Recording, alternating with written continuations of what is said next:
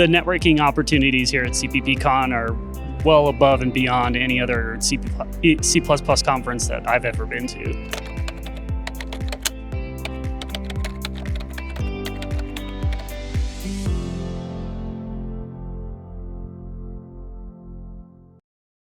C++ programmers were frankly spoiled by how easy it is to handle our time quantities thanks to the std-chrono library.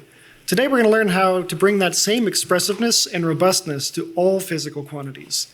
Our new open source library, AU, makes this, well, more than just possible. It makes it easy. But this talk isn't just about AU. It's really about the whole ecosystem of such libraries that people have written to meet this need. The ecosystem has different niches, and the libraries in that ecosystem influence each other, both through competition and collaboration. These interactions make every participating library stronger, and it's the entire C++ community who benefits. Let's start by getting on the same page about what a units library is. So suppose you have a variable that has units, like this distance measured in meters. Without a units library, you're on the hook for keeping track of those units. See the _m on the variable name? With a units library, you have a special type that knows about the units. It's as if we can apply the units as a tag to say, this double is a quantity of meters, in a way that shifts the burden to the compiler and lets us drop the _m from the name. The amazing and beautiful thing is that this tag gets optimized out when we build the program. So if you've written correct code, the compiler will produce the same program you would have had without the library. This means there's no runtime penalty. But what's even better is what happens when you write incorrect code. Without a units library, you're going to get what you usually get. It's going to produce a silently incorrect program, which is insidious. With a units library, however, it produces a compiler error to tell you what mistake you made. Now, this kind of safety is critically important where I work, which is Aurora Innovation. Our mission is to bring the benefits of self-driving technology to the world safely, quickly, and broadly, in that order. In building our product, the Aurora driver, we have many use cases for tracking physical units in C++. Everything from embedded systems to the autonomy stack to remote assistance and user interfaces, it's a ubiquitous need. And while tracking units is a very small part of the problem, it's also critically important, and we need to solve it robustly so we can keep our focus on harder problems.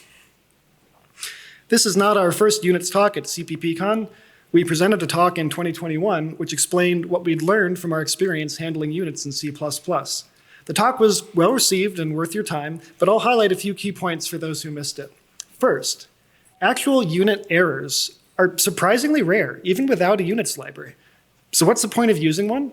The point is that the reason they're rare is lots of manual work.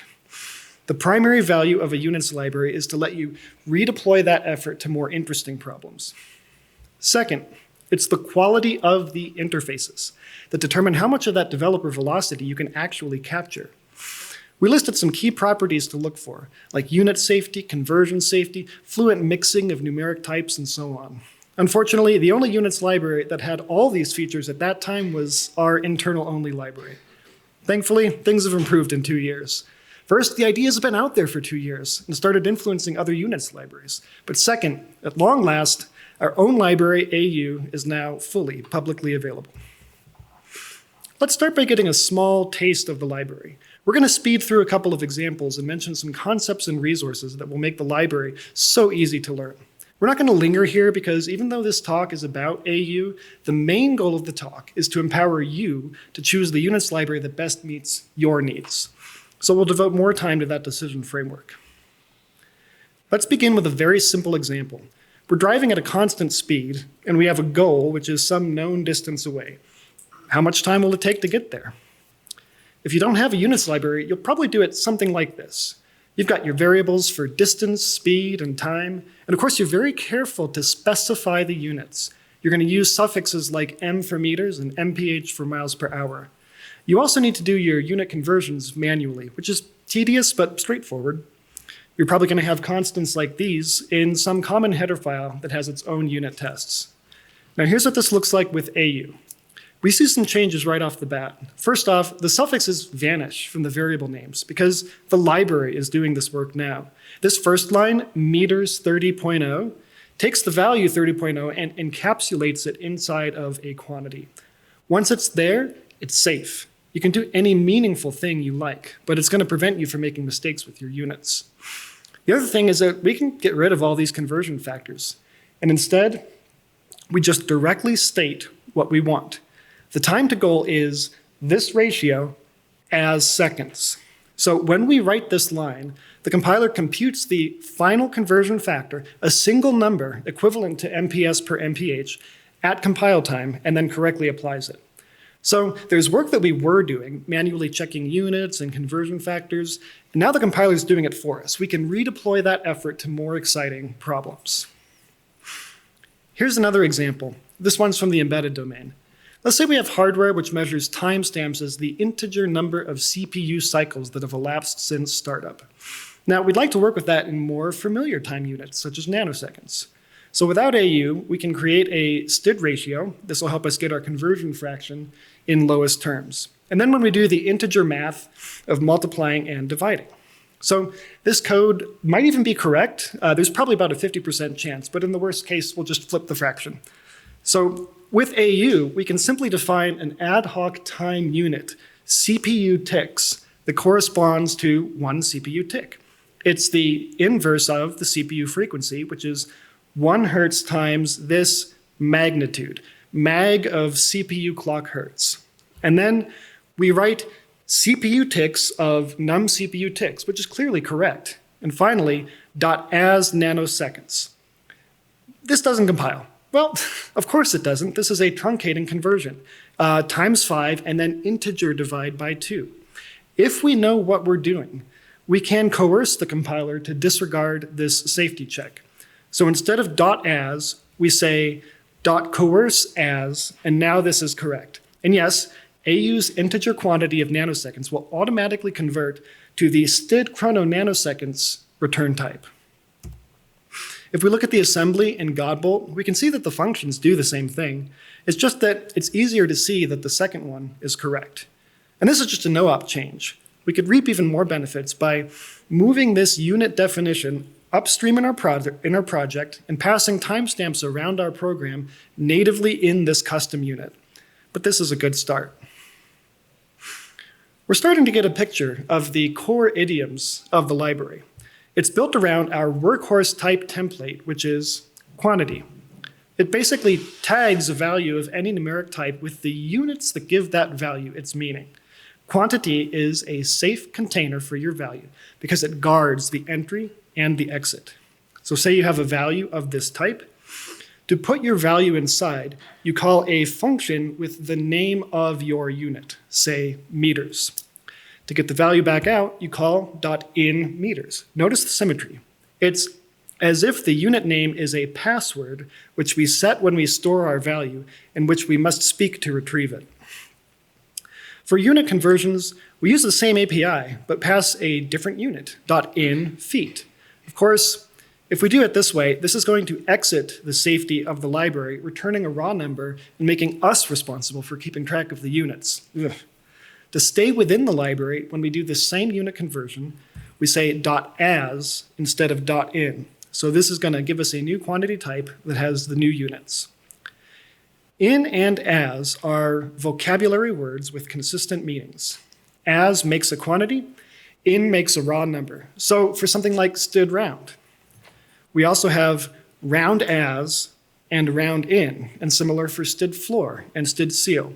Note, we definitely do not have round without this unit slot specified because this makes no sense. Can you round your height to the nearest integer? No, but you can round it to the nearest integer number of feet or centimeters or what have you. This principle is unit safety. It's a core principle of AU's design, which we're going to mention again later. There are other vocabulary words that combine with these, such as coerce, which we saw can ignore the safety checks or override them when you're working with integers, but in and as are the most important. If you're someone who likes to learn by doing, our docs are pretty good, and I especially want to emphasize 2 resources. First off, we have tutorials that you can work through, including interactive exercises. And one really nice thing with the repo that we strive for is that you can just check it out, or you can clone it and just get started right away without building or without installing anything. You'll be up and running, building and testing. It'll automatically fetch the tools that you need. Second resource is we have a troubleshooting guide. What this is it contains examples of common AU compiler errors, explains what they mean in plain English, and it shows you how to fix them. It also includes compiler error text from Clang and GCC and MSVC. So you can literally Control F on the page, start typing in the relevant parts of your compiler error, and just jump right to the right section. So that's kind of an appetizer of sorts for the AU library. There's much more we could say. But first, I want to zoom way out and get clear on the bigger picture. What are we trying to accomplish when we write a units library? I mean, it sounds obvious, right? It's to provide robust physical unit support, to make it easy and delightful to get this stuff effortlessly correct. And that's true as far as it goes, but it's only part of the goal. The full goal is to do this for as much of the C++ community as possible, and for as much of the time as possible, starting right now, because we can't affect the past anymore. We want to cover as much of this diagram as possible with unit support that's as good as possible. Accurately expressing our goal is the first step to even getting a chance to meet it. So now we can use this model to evaluate candidate solutions. For example, shouldn't there be a standard units library? I think there should, and I'm actively collaborating with others who are working to make it happen on the NP Units project. You should come to our open contents panel discussion tonight. But let's see how a standard units library fits in on the diagram. The sad news is that there's literally zero chance for a standard units library before C++ 29. So it comes into play sometime around here after a roughly 6-year gap. And then it reaches various parts of the community only gradually. It takes time to upgrade to a new standard. And some use cases need validated tool chains, which won't even exist until years after the new standard drops. Again, should there be a standard units library? Absolutely. But this just makes it clear that it can't be the whole solution. In fact, I believe that no single library can be the whole solution until standard units has been around as long as standard chrono. I think the way to cover this diagram is with an ecosystem of libraries. Different users have different needs. One project needs a specific validated tool chain, which doesn't yet exist past C++ 14. Another project needs robust support for C++ 17's optional, or C++ 20's concepts. Maybe one project uses double for everything without a second thought, but another project, runs on embedded hardware that can only use integers well. It's going to be difficult for any one library to satisfy all these use cases well. So therefore, the ecosystem has niches. It can support multiple libraries coexisting for extended periods of time. And that's good, because the libraries are little laboratories for how to handle units in C++. We can try things out and find out not just what works great, but also what ideas sound promising but have hidden pitfalls. If we embrace that ecosystem viewpoint, we see the libraries interacting through both competition and collaboration.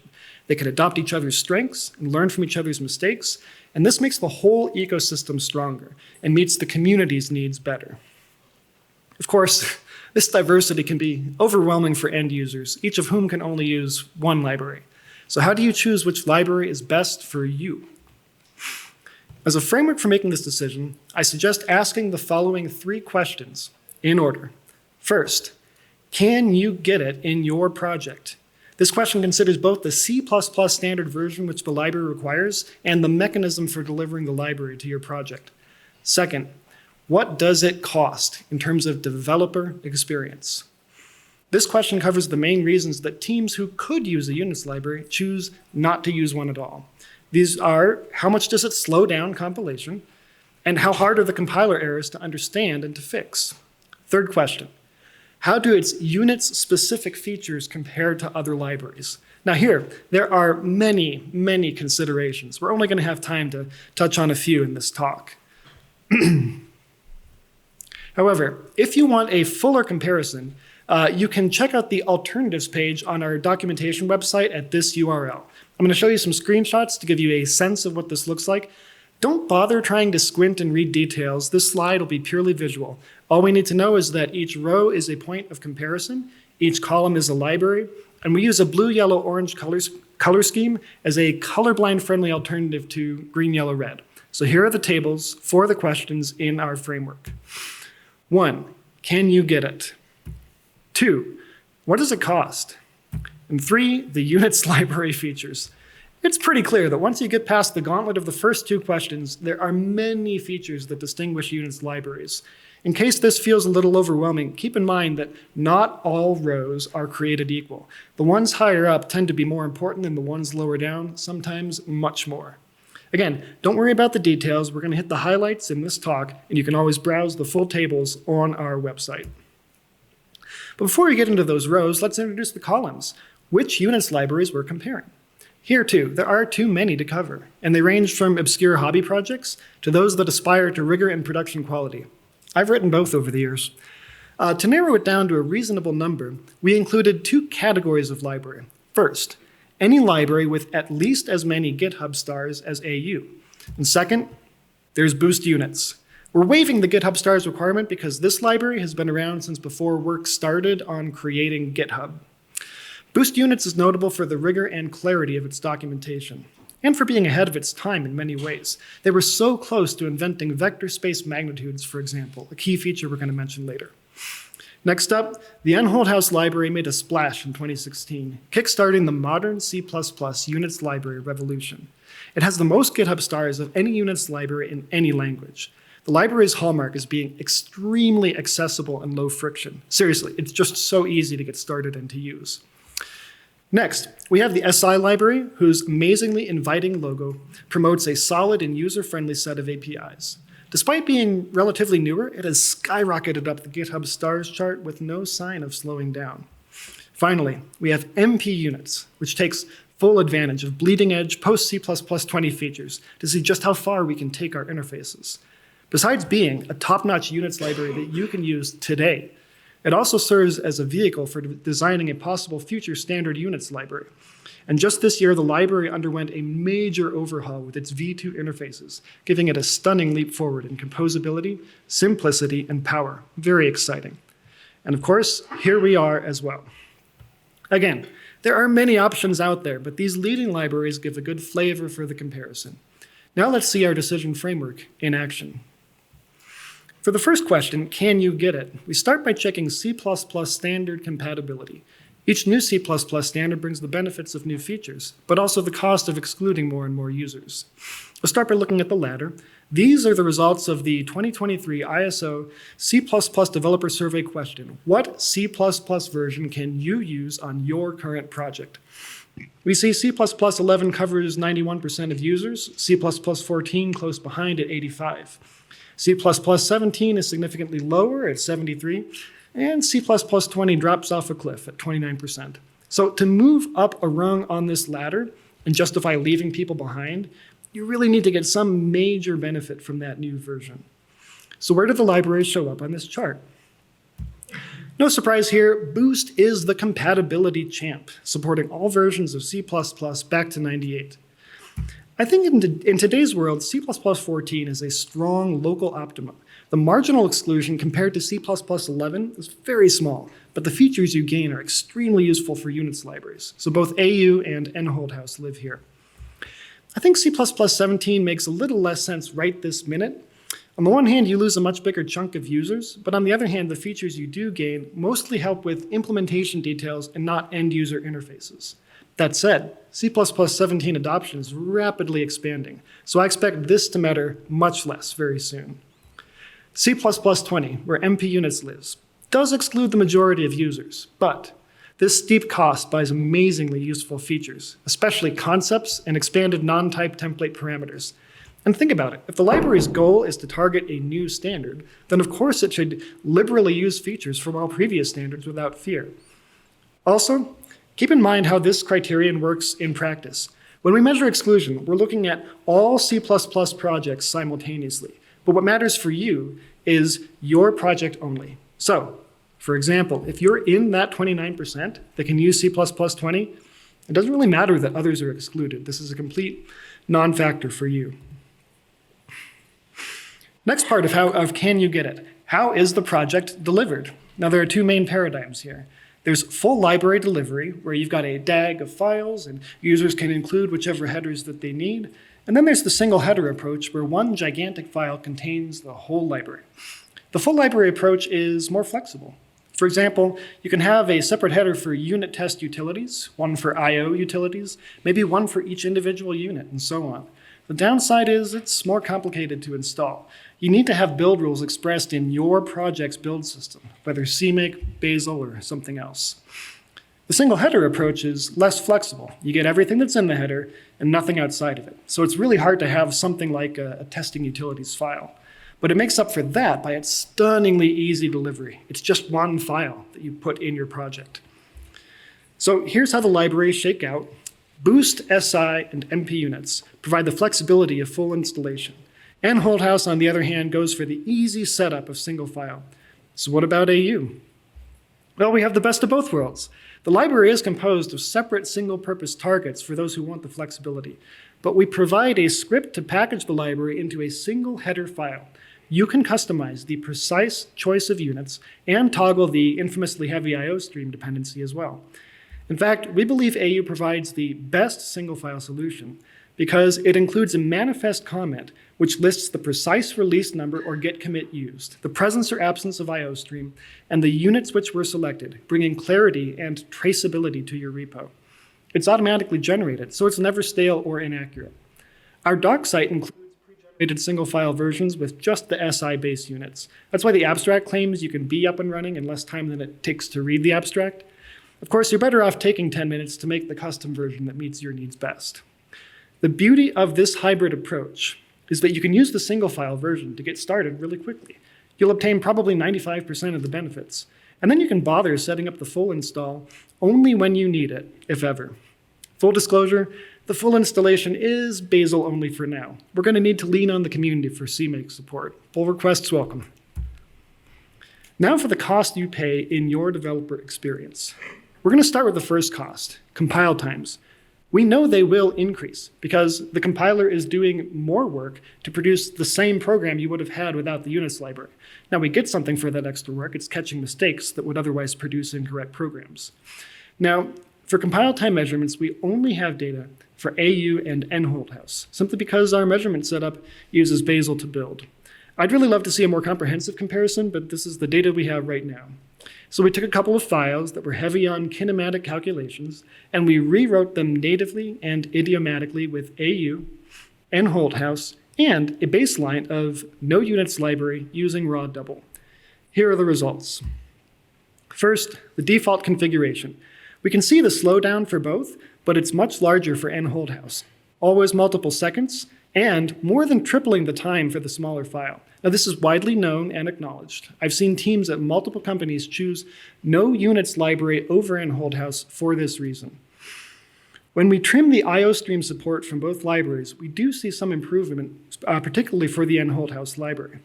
Finally, what makes the biggest difference for both libraries is trimming unused units. In AU's case, this means switching from single file to full delivery and only including the units used in these functions. For nholthaus, this massively improves their performance. It's because they literally have hundreds of units in that single file. Their library is intrinsically actually very fast. Each unit is very fast to compile, but they really do add up when you have that many. The real takeaway here, though, of course, is that even AU's worst case is competitive with any configuration of the nholthaus library. We simply never have a severe compile time penalty. Now, the other reason people stopped using units libraries is inscrutable compiler errors. We're going to look at a very simple example here. We're going to try initializing a speed with a distance times a duration instead of divided by. So here's what we get with boost. I think this shows why, despite the amazing benefits, many projects have opted not to use a units library over the years. This is very forbidding. We also see that we mention every dimension that we know about, whether or not it's relevant. So we see kelvins and candelas multiple times in this error message. Next up is nholthaus. It's a little shorter, but it's not really any easier to understand. These std ratio 0-1s that litter the text, these are the exponents for the dimensions. They're positional arguments. So basically, we still have the problem that we have to mention every dimension, whether it's relevant or not, only now we can't even know what they are unless we read the library source code. Now for MP units. Since it's C++20 only, I did switch to a newer compiler, but that's not the reason this is such a breath of fresh air. It's because of a feature which MP units pioneered, opaque unit types. What this means in practice is that when you say meter, it's an actual simple type, not an alias that resolves to a complicated compound template. I think this is one of the two most significant advancements in C++ units libraries in the past decade, the other being vector space magnitudes that we will soon meet. How about AU's compiler errors? Similarly concise. We have opaque unit types as well. In some ways, they may be a little easier to read. You can see that this is the product of meters and seconds up here, and the product of meters and seconds to the -1 down here.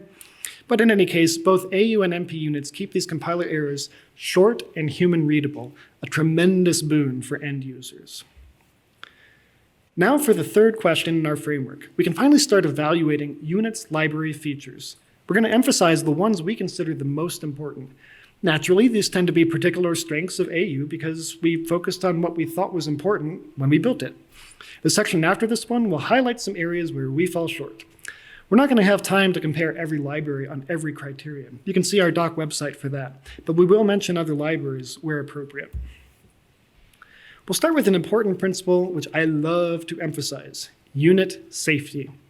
We say that a program is unit safe when the correct handling of physical units can be verified in each individual line by inspection in isolation.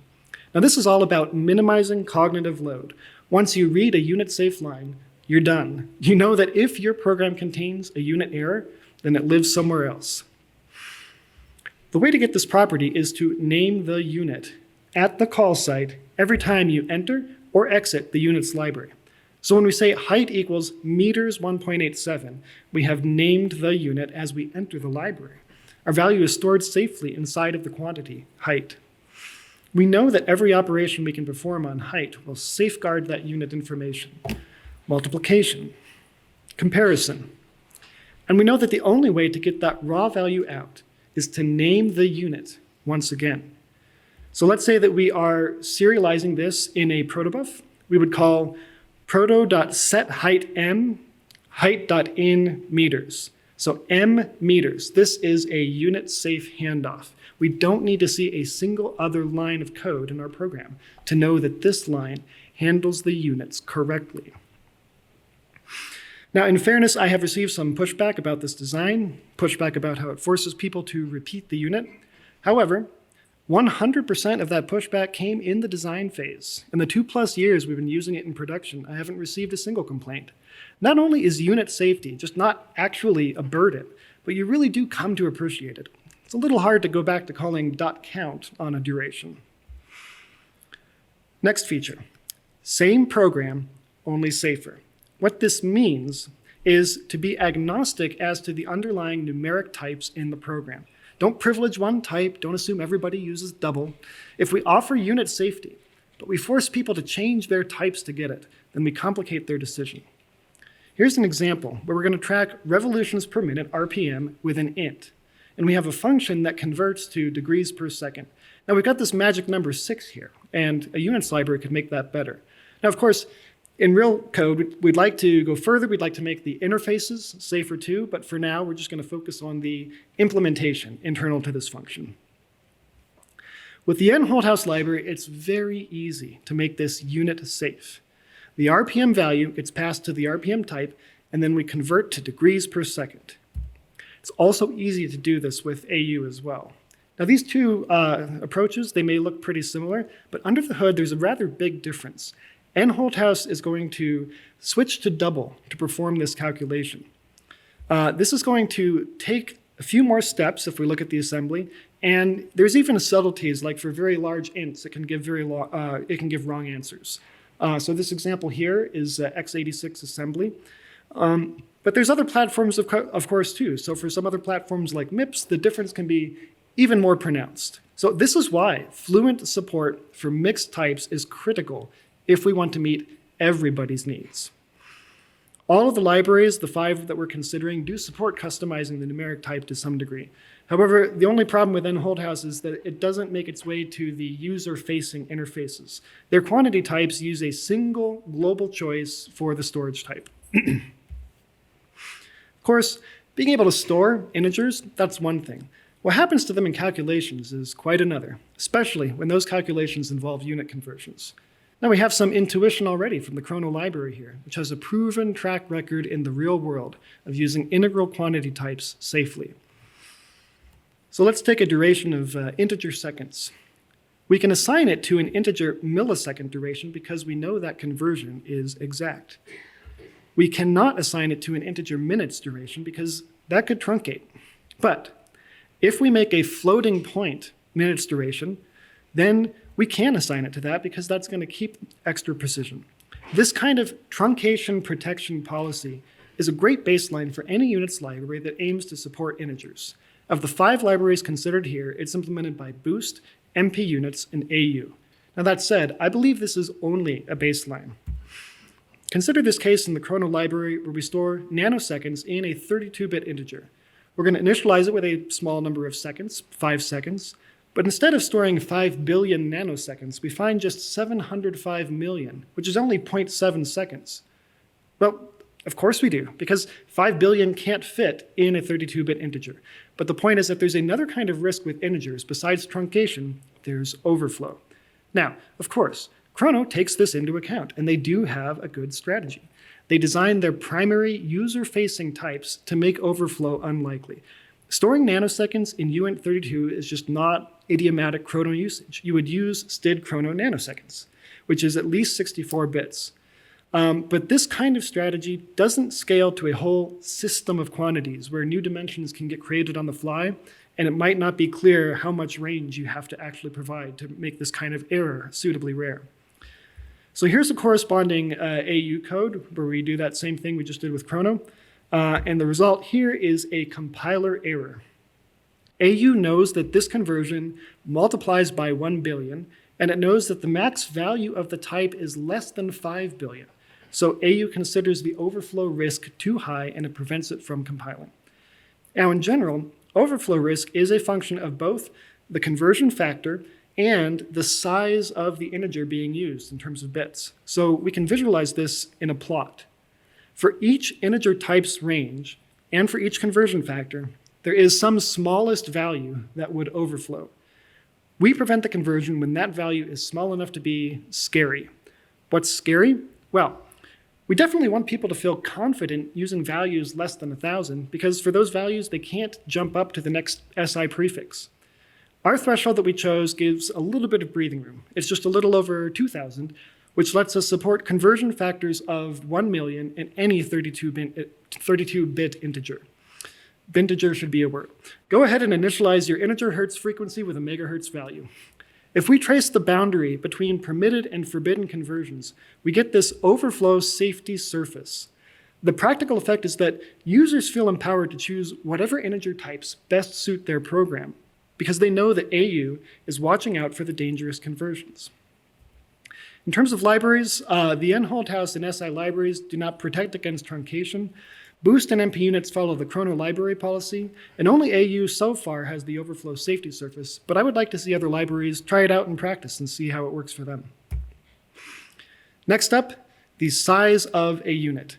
This slide is a lightning round. If it whets your appetite, read more at this link, but it's a very big topic. So, why can't we just be like Chrono, use std ratio, and just call it a day? Because it does not meet the basic requirement for a multi-dimensional units library. Simply put, our magnitude representation must support the operations that units support. They've got to be closed under products and rational powers. They've even got to support irrational numbers. If we've worked with radians and degrees, we know that. So let's get concrete. We're going to compare the n over d approach of std ratio to vector space magnitudes, which uses a product of base powers. And the bases that we use for these are prime numbers. For example, the astronomical unit, AU, no relation, has this ratio to the meter. Now this works just fine as a fraction or as a product of prime powers. Now let's square it. With std ratio, we can't, we overflow. So basically we can't compute areas in space. I would scream if anyone could hear me do that there. With the vector space approach, we just bump up the exponents, no sweat.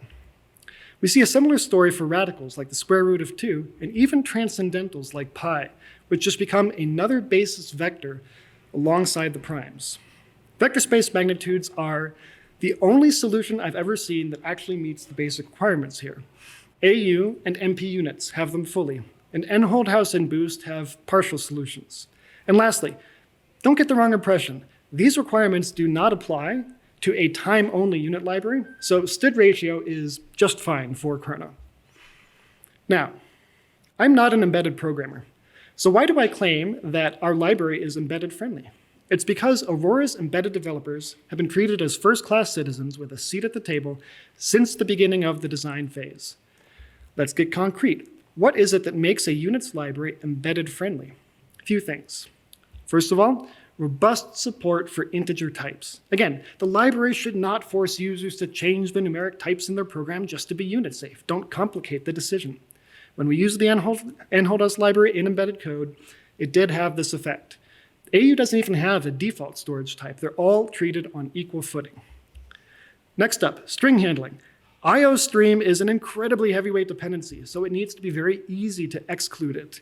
We provide all of our unit labels as const-char arrays, not even const-char pointers. So this even applies to compound labels that we generate automatically on the fly, such as meter kilograms per squared second. Even these are stored in simple arrays. Now, using char arrays and not pointers is important because that lets us support calls to size of, even for these compound labels. Finally, related to integer handling, we really do need that conversion safety that we talked about before. So I believe this should be a chrono duration-like policy at a minimum, but of course AU's overflow safety surface can be even better. So when we talk about meeting the needs of the entire C++ community, we must remember that embedded developers are a critical but often overlooked part of that community. Now, composability. This is one of my favorites. Mommy, where do units come from? Well, units almost always come from combining other units. So what we want is for the library to let us compose units in these same ways. We've already seen that meters is a quantity maker. You can call it on any numeric type, and it makes a quantity of meters. Well, so is meters/second, and kilometers/hour, meters/squared second. You can call any of these quantity makers to make a quantity, and we're going to automatically generate the correct unit label. The fluidity of combining units and prefixes to make new units makes the library a delight to use. You're going to find similar composability in Boost and MP units. In fact, MP units is the best for composability because thanks to C++20, they can get the same composability for type names too. Here's a fun one. Let's say we have a process running at 400 hertz and we want to find the period. Well, period is 1 over frequency, 0.0025 seconds. Oh, but we're on an embedded system and we want it as an integer. What now? Well, that's just 0, right? Anybody see another option? I was going to say that you could actually multiply by the denominator, then divide in the numerator. Multiply by the... Yeah, yeah you can... Yeah. Mm-hmm. So how would you express the final answer as an integer? 25 seconds. 25 nanoseconds. Sorry. Different unit. Yeah, yes, different unit. Yes. Micro, sorry. Yep, so 2,500 microseconds. Yes, so the key here is that if you specify the units for your result, say microseconds, then this implies the units we should use for 1. Yes, 1 can have different units, different dimensionless units. So we should solve this equation for 1. And we can see that its units should be the product of the units for time and frequency. We're going to start using black to represent the numeric values in the actual program, and green to represent unit metadata, which gets handled at compile time. Milliseconds times hertz, that equals millionths. So 1 is 1 million millionths. Therefore, the program that we generate under the hood will divide 400 into 1 million, not into 1. This is what you're saying. Yeah? So here's the software API that we use to express this. Inverse as microseconds, hertz 400. And this is going to give microseconds 2,500. As for other units libraries, MP units did add such a function in the past 2 weeks, but I haven't seen this in any other units library. I'd like to see it explored more. In fact, I'd like to see it taken further, maybe with more general quotients instead of only exact inverses. I think there's fertile ground here. So we've seen some pretty cool features of AU, which raises the question, why might you not want it? We're going to do a quick tour of a few things that we don't currently have. First off, Decibels and other logarithmic units like bels and neepers. For these, the nholthaus library is pretty much the only game in town. Now, these can be subtle. The definition can depend on whether you're dealing with so-called power versus root power quantities. This makes me worry that it's going to be hard to write correct generic interfaces. But I do think the best way forward is to accumulate a comprehensive collection of acceptance test cases from experts who use decibels in their daily job. If we can get enough test cases, and if they're all mutually coherent, we can do this. If you're a decibel expert and you have test cases to suggest, then leave a YouTube comment down below. Don't forget to like and subscribe to CppCon. So AU can handle different systems of units. We can freely mix meters, feet, furlongs, you name it. What we can't do is handle two incompatible ideas about what dimensions exist at the same time. Well, what does that even mean? Well, here's an example. SI units measure electric fields in volts per meter. Magnetic fields are measured in Tesla. In Gaussian units, they are both measured in Gauss. They have different dimensions in SI, but the same dimension in Gaussian units. Now, you can use SI units with AU. You can use Gaussian units with AU, but you can't use them both in the same program. Now, this is an intentional design decision. It's a trade-off to reduce complexity and the learning curve. When it comes to APIs for unit systems, having one system is like having zero. It fades into the background, and we never need to mention it. What's water to a fish? So AU is basically a good 90% solution. Now, to be crystal clear, I mean we meet 100% of the needs of 90% of the users, not 90% of the needs of 100% of the users. Big difference. Next up, different kinds of the same quantity. Can we compare a radioactive activity in becquerel to a frequency in hertz? They're both equivalent to inverse seconds. But ISO 80,000, the standard for units, says this is not meaningful. With AU, we say, sure, we don't need to turn every impermissible operation into a compile time error. If it passes the filters of same dimension and same magnitude, then we freely allow assignment, because catching these mistakes in our current implementation would prevent too many legitimate use cases. That said, MP Units v2 has come up with a novel implementation for distinguishing different kinds. I think it looks very exciting and promising, so if this feature is really important to you, upgrade to C++20 and go check out MP Units. By the way, I think we should put this missing feature into some broader context. So you can think of there being 3 different tiers of quantity mistakes that you can make. First of all, wrong dimension. You ask for a length, you get a time, nonsense. Second, right dimension, wrong magnitude. You set your distance in meters using a value in centimeters. Third, right dimension, right magnitude, wrong kind. You assign the radioactive activity to a frequency. The AU does not care about this, but it does care about the first 2. So, intuitively, it feels like the first one must be terrible, the second one pretty bad, and the third somewhat bad. But what mistakes do people make in the real world? The MP Units paper on safety, P2981, lists 11 real-world errors, 10 of which apply to quantities. Now, most of these are not software errors, but they do show us the kinds of unit mistakes that people make. So how are these distributed across the 3 categories? Answer, 10 out of 10 are in the middle category, right dimension, wrong units. It turns out when you ask someone for a length, they tend to give you a length, but their length of 6 might not be a length that you'd call 6. So in terms of preventing bugs, handling unit conversion factors delivers virtually all of the value. Now, please remember, preventing bugs is not the only or even the primary value that a units library provides. The main value is to accelerate development. The more robust checks a units library provides, the more manual bug prevention effort we can redeploy to more interesting problems. So, kinds do add value. MP Units has a very promising implementation, and I, former skeptic, now hope that we can support them in AU someday as well. All I'm saying with this slide is that with this feature, we're clearly in the region of diminishing returns, but diminishing returns are still returns. Next up, user-defined literals or UDLs. Wait, we don't have those? Who doesn't love writing 3_m instead of meters 3? Well, we do have these internally at Aurora. They were part of the original library, and we were going to just port them over. But then MP Units abandoned them. and they made some pretty compelling arguments as to why. They don't compose. They don't support different storage types well at all. You can only use them for literals, and so on. Now, what we really want isn't literals, it's a way to use unit symbols to get abbreviated expressions for our computation. MP units engineered a better solution for this, unit symbols. You can see how it looks for all these use cases, which it handles effortlessly right here. This solution lets you compose units. It lets you use whatever numeric type you want. It's great. So our plan is to explore some version of this approach instead of going with the popular but deeply flawed UDLs. That said, if you want UDLs in your project, it's easy enough to define your own. Again, it's what we're doing internally, and we'd be glad to provide guidance as to how.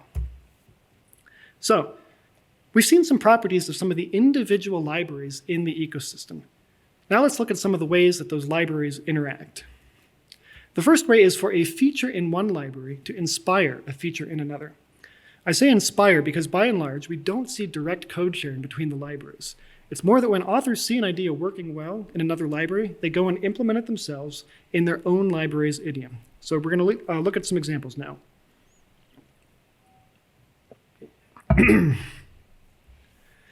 The single file delivery that makes the nholthaus library so easy to obtain was a big inspiration for how we deliver AU. I think with the manifest comment and the option to upgrade to a full install, we even improved on this a little bit. Opaque unit types, originally by MP units, was a revolution in usability. Remember those nice, clear, concise compiler errors? So this is an AU feature inspired by MP units. One AU feature which MP units now has is unit-safe interfaces. It is so exciting to see better support for unit safety. Vector space magnitudes is another AU feature that MP units now has. In fact, this is the one feature I know of that wasn't just inspired, it did come from direct code sharing. We saw how std ratio works fine for Chrono and maybe fails for a more general units library. When we shared this feature, it solved 3 seemingly unrelated pre-existing issues. Smart inverses, which we also saw, brand new inspired feature, which was added just last week. Now, there are also negative influences. Units libraries are laboratories for ideas, and sometimes those ideas don't always work out. So the nholthaus library has automatic conversion from dimensionless quantities like percent to raw numbers. And it feels reasonable that if you got %75, that's like the same thing as 0.75 as a raw number. Unfortunately, individually reasonable decisions end up interacting badly here. One symptom is that the round-trip implicit conversion picks up a factor of 100. We would have provided this feature, but we were able to learn from their experiences and avoid the mistake. One AU feature which MP units declined was our zero type, which we didn't have time to talk about today. This makes it super easy to check signs for quantity types. Zero essentially shapeshifts to any one quantity type, but it doesn't work well with interfaces that are generic or that get refactored to become generic later on. Personally, I don't consider the problem serious, but the approach that MP units is taking instead is a valid alternative, another local optimum in design space. I'm very excited to see what time will teach us about both of these strategies. So these are some of the ways that the libraries have interacted in their designs. But they can also interact more directly in the same program. This can happen for third-party libraries or when migrating from one unit's library to another. Let's see how it works. Now think about this. If 2 libraries each have a type that represents a quantity of meters, and if they both store it in uint32t under the hood, then those 2 types are morally equivalent, and it would be really obnoxious if we had to get the value out from one library's type and put it in the others. Well, AU gives you the ability to bless one of these moral equivalencies by specializing the corresponding quantity trait. This specialization on mymeters defines which AU quantity corresponds to the type mymeters. You tell it that the unit is meters, and the rep is uint32t. If you tell it how to extract the value from mymeters, then that's enough to make quantity constructible from mymeters. If you tell it how to build a mymeters from a value, then it makes quantity convertible to mymeters. So this is how we set up bidirectional convertibility between 2 types that don't know about each other. Let's see this in action with a mymeters object representing 3 meters. we can assign it to its corresponding quantity. Yes, this includes safe conversions. Here, we assign to millimeters, and we get 3,000 of them. Yes, this includes AU's overflow safety surface. Assigning to int32 nanometers will not compile. This interop even works across API boundaries, which makes it very useful. So let's say we have some legacy APIs based on mymeters. And let's say we also have this client code that uses these APIs. Now, when we go to migrate the APIs to use AU instead, the client code will continue to work without change. The point of this feature is to reduce the friction for migration as much as humanly possible. It means you can do it in arbitrarily small steps. Migrate only one target at a time without being forced to update all of its clients immediately. You can do them independently. Now, true, there are limitations. A vector of quantities can't be automatically converted from one library's type to another's, for instance. But in practice, this feature makes migration much easier. And it's part of being a good citizen of the ecosystem. The easier it is to migrate, the more each library has to compete on its merits rather than inertia. And I'll call out that MP Units has a very similar feature as well. Now, we also created a compatibility layer for the nholthaus library because we used it at Aurora before we had AU. This layer is publicly available on our repo, already did the hard work for you, and we explain how to use it on our doc website. But here's the basic picture. Remember that the nholthaus library is a single file, units.h. Well, the first step is to move it to another file, unitsimple.h. The new units.h includes AU, and it includes our compatibility layer code, which can be found in our repository and has its own unit tests. So now everyone who includes that old header also has access to both libraries and the compatibility layer, and they can begin migrating their APIs piece by piece as they see fit. Once a package is fully migrated, we can then depend directly on AU instead of on the units.h shim, and things will compile a lot faster. So migrating in this way can be done incrementally with minimal disruption to end users. And we've seen it work really well in practice. So that's an introduction to AU, the newest member of the C++ units library ecosystem. It lets us handle physical units safely, thanks to our pioneering unit-safe interfaces and the overflow safety surface. It works quickly, not just zero runtime overhead, but also easy installation and fast compile times. And now, at long last, we're sharing it broadly. If you handle physical units in C++, you owe it to yourself to use, well, not necessarily AU, but a units library that meets your needs at least as well as AU does. I'm grateful for your time and attention, and I'm excited to entertain your questions. Hi.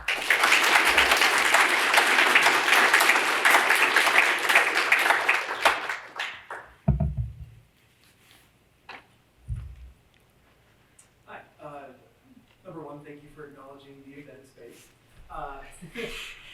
Number two, I mean, we work with some very odd units sometimes, and so how easy is it to extend AU to create something that can convert from volts AC, RMS versus rectified mean versus all these weird little things that we sometimes do to ourselves. Is that something that we could easily extend for ourselves?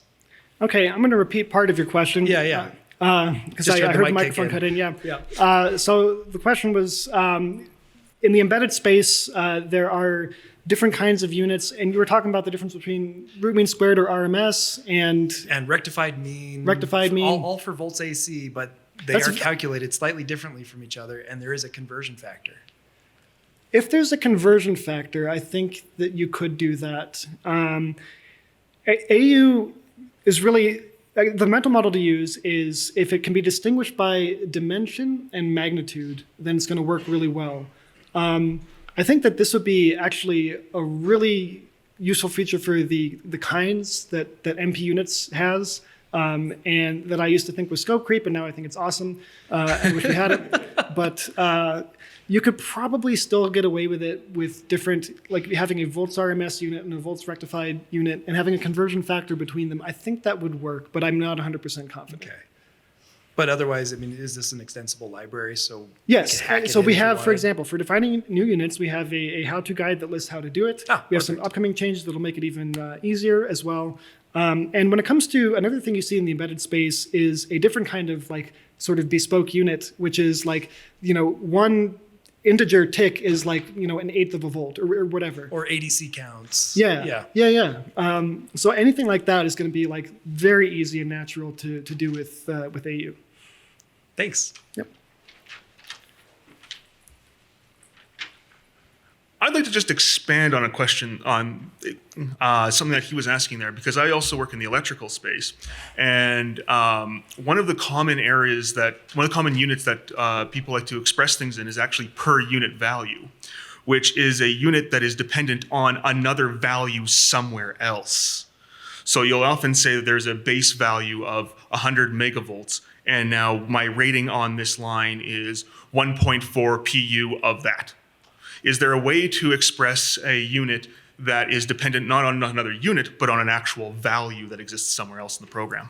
We don't have support for runtime values right now. I'm assuming that 100 mega, whichever one you said, is not something that's defined at compile time. It's a runtime value, or?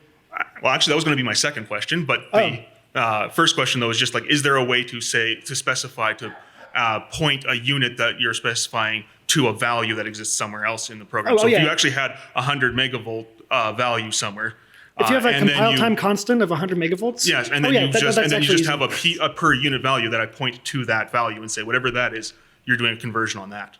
Yeah, that would be pretty easy. In fact, we kind of saw an example of that near the beginning of the talk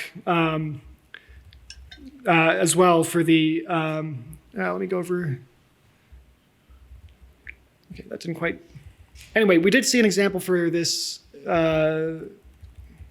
Was it? Yeah, here. The bottom was an example where we have like CPU clock hertz is like 400 million. It's a compile time constant. And then we define this CPU ticks unit. So that sounds to me very much like what you're talking about. And so if that would satisfy your use case, then yeah, that's actually pretty straightforward. Oh.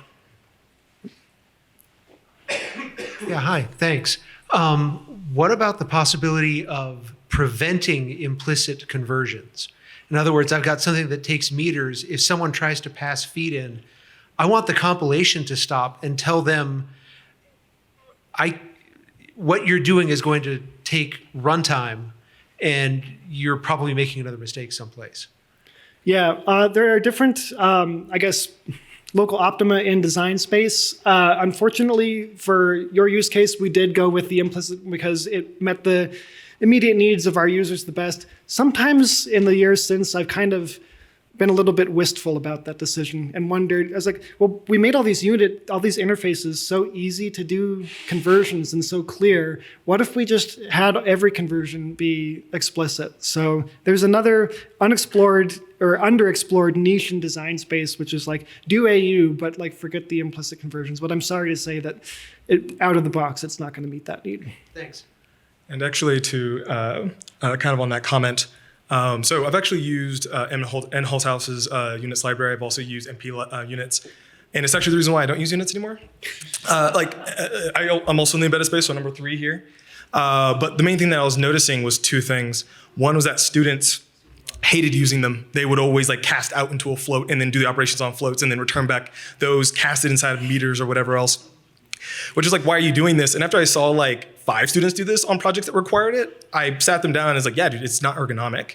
But I do believe, and this is more of a comment here, that this seems really ergonomic. I actually really like how AU does things. So I think your talk really convinced me. And I really liked the ability to implicitly convert your units afterwards, because I have interfaces that I chose just using floats for the most part.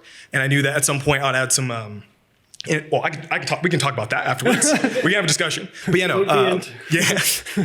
I like that implicit conversion afterwards because that will allow my interfaces to be able to convert easily. So that's all I want to say. Well, thanks very much. Really appreciate the comment. Yeah, thank you for an awesome talk. I had a question. I think it was slide 21, where you were talking about how other libraries handle combinations of units that are invalid, like meters, seconds. And I was wondering, do you custom define for your application, meters times seconds is invalid? And then if so, like how do you decide which things are invalid and which aren't? Because I could see maybe you decide meter seconds is invalid, but then someone's doing a physics let me problem. actually clarify. No, that's a really good question. I should clarify where the compiler error comes here. Okay. Yeah, meters times seconds is totally valid. I used meters times seconds just like last week. That's not actually true, but I could have, because the error is not in multiplying a quantity of meters times a quantity of seconds. It's in trying to assign that to a velocity, which is meters per second. So it's at precisely that point that the error is. Okay, so this only happens if you've predefined a type and it doesn't match that predefined type, like velocity. Or even if like you define a type on the fly. So we could have made velocity on the fly. I think, did we do that for the MP units example? Yeah, here's a really good example. Look at this. This is so cool. This is MP units, quantity of meter/second. This is that C++20 non-type template parameter. We can't do this. But in C++20 in the promised land, you could do this. So we made up this meter/second as the type, meter times second is the value, and it's going to catch that. Okay, thanks so much for clarifying. Yep. Hi. I want to know, when does that vector magnitude representation kick in, or how does that get used? Oh yeah, so basically each unit that you define has two properties, a dimension and a magnitude, and the magnitude that attaches to it is we use the vector space magnitude to define that. If you think about it, like, what's the magnitude of feet? I mean, it's kind of a meaningless question, but you have to give it some magnitude, and you have to give inches some magnitude, and you have to make sure the magnitude of feet is 12 times the magnitude of inches. So we use vector space magnitudes because they can handle not just the STID ratio cases that like you could get from the kernel library, but use cases that arise only in a multi-dimensional units library. Like STID chrono, so units are closed under products and rational power, but like chrono time durations, they're not closed under. Like a product of a time and a time is not a duration. It's time squared, which is it's off in New York somewhere. So these kinds of things don't arise in a single dimensional unit library. So you use it all the time? Yeah. And then we can convert from a magnitude to double int, if it's an integer, you name it. Hi. So I got two questions, implementation detail questions. First, how are these opaque units defined? Is it like an enum that just represents that type? The way we define it is like struct meter, colon, so it's inheritance, ugly template type. And then we know when we get a unit that it might not be some pre-existing template hierarchy. We might have to call out to say, what's your dimension? What's your magnitude? And so it knows to look through the inheritance hierarchy to do that. Okay. And then in the vector space magnitude implementation, it seems to align with like the exponent mantissa sort of notion for floats, but I'm imagining that you're not doing that. So that is correct. Yeah. So sorry, is this like a compile time level, like yes. mathematics? It's really interesting because magnitudes are a kind of number that is not integer and not floating point. Instead, it's a family of types where each type represents one and only one value. The way we implement under the hood is with variadic templates, but end users never really see that. So it's just kind of something that helps the implementation. Okay, thank you. Mm-hmm.